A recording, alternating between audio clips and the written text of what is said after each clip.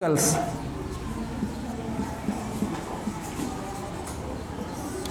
सबसे पहले हमें क्या देखना है, what is the definition of the articles. What is the definition of the article. तो हम पहले डेफिनेशन देखें। डेफिनेशन तो एज यू नो कि आप उसकी डेफिनेशन को जानते हैं। Use of a an and the is called the articles.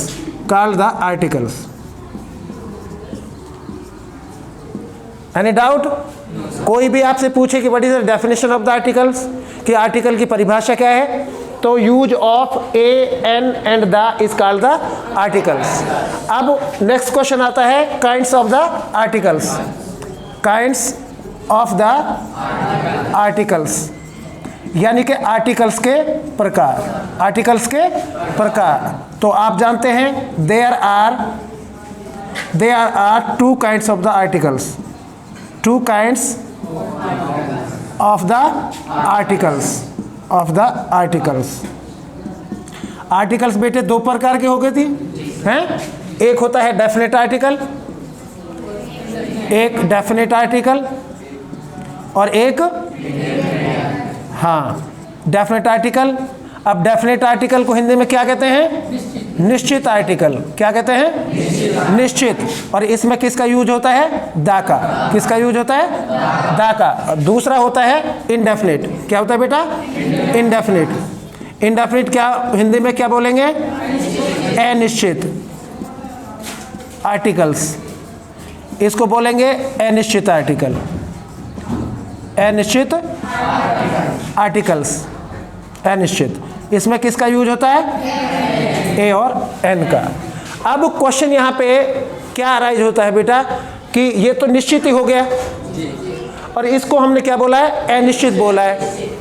अनिश्चित बोला है।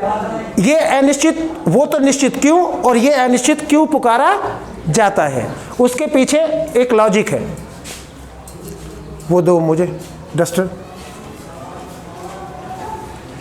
ये सभी आप लोगों ने उतार रखा, पहले करवा रखा है मैंने टॉपिक। देखो जैसे हिंदी की अल्फ़ाबेट होती, वर्णमाला होती है, किसकी, हिंदी में। हिंदी की जो वर्णमाला होती है उसमें अकॉर्डिंग टू मी, मेरे अनुसार, जैसे पहले 44 वर्ण होते थे। क्या होते थे, वर्ण 44।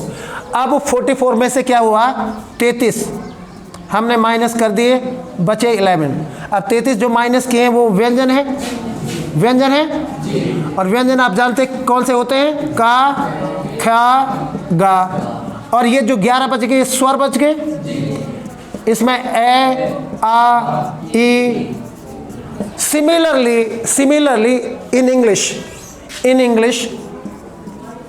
इन इंग्लिश अल्फ़ाबेट जो है कितने होते हैं बेटे, 26।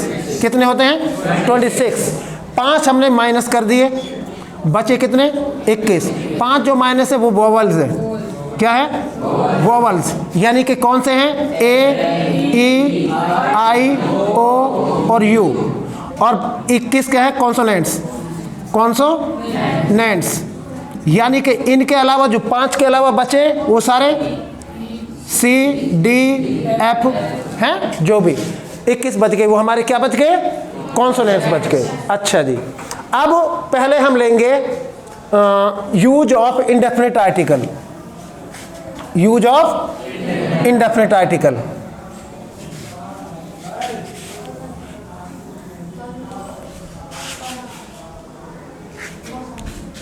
यूज ऑफ ए और एन।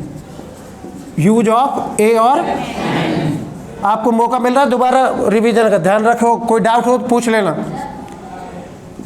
हमें क्या देखना है बेटा, हमें देखना है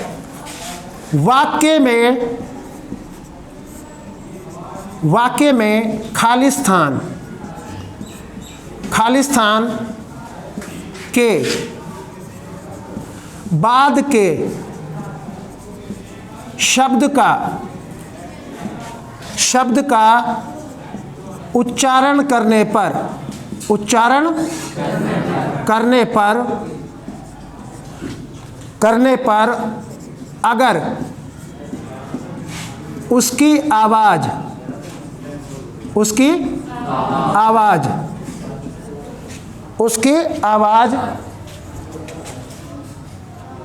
कॉन्सोनेंट से मेल खाती हो, कॉन्सोनेंट से, कॉन्सोनेंट आपको बता दिए, और 5 के अलावा जो बचे वो कॉन्सोनेंट से मेल खाती हो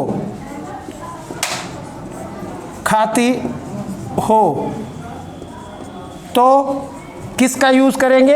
ए का यूज करेंगे। किसका करेंगे? ए का प्रयोग करेंगे। देखिए बेटे, जैसे आई हैव डैश पेन,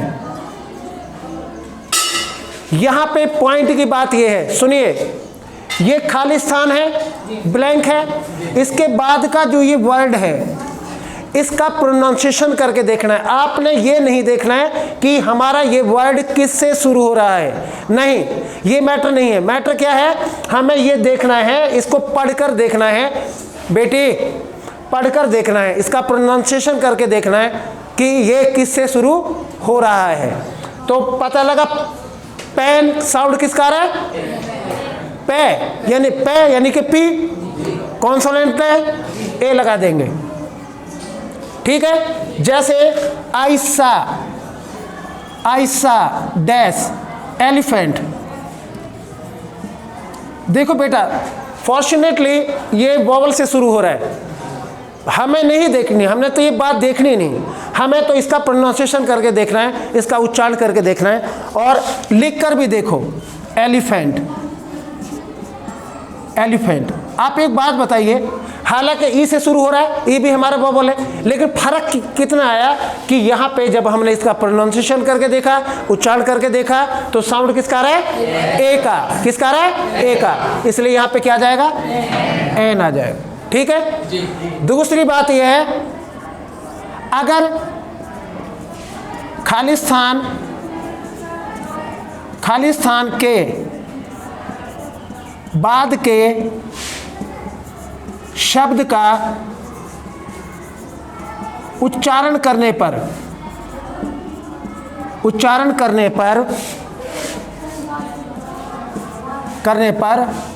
उसकी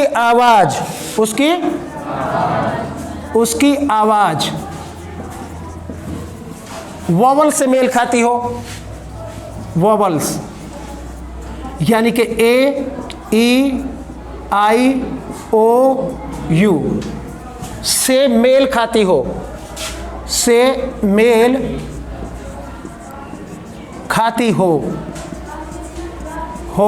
तो किसका प्रयोग करेंगे? एन का प्रयोग करेंगे। देखो बेटा, जैसे ही ईट्स, खालिस्तान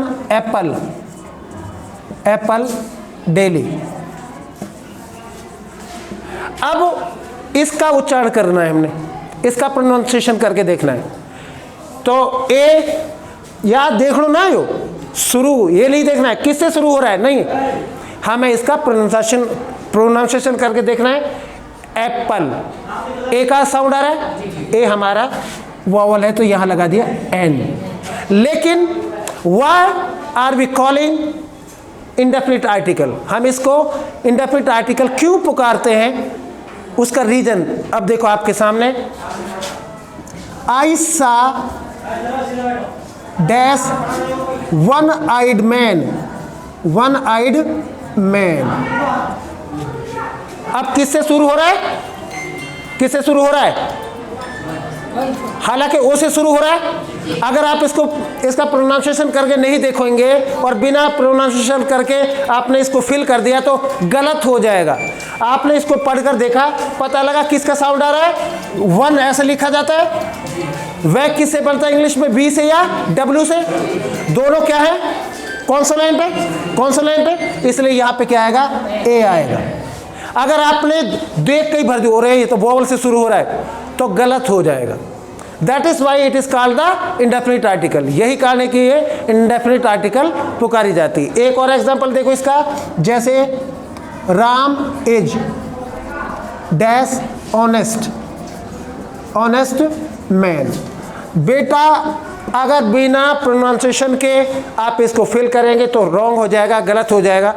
ये एस से शुरू हो रहा है, एच कॉन्सोनेंट्स है, देखकर तो आप यहाँ पे ए लगाओगे, लेकिन नहीं, हमने इसका प्रोनाउंसिएशन करके देखा तो पता लगा ऑनेस्ट। क्या है? ऑनेस्ट, क्योंकि एच इसमें क्या है? साइलेंट है। अब साउंड किसका आ रहा है? ओ का आ रहा है, इसलिए यहां पे क्या आएगा? एन आएगा। Okay, any doubt? So that's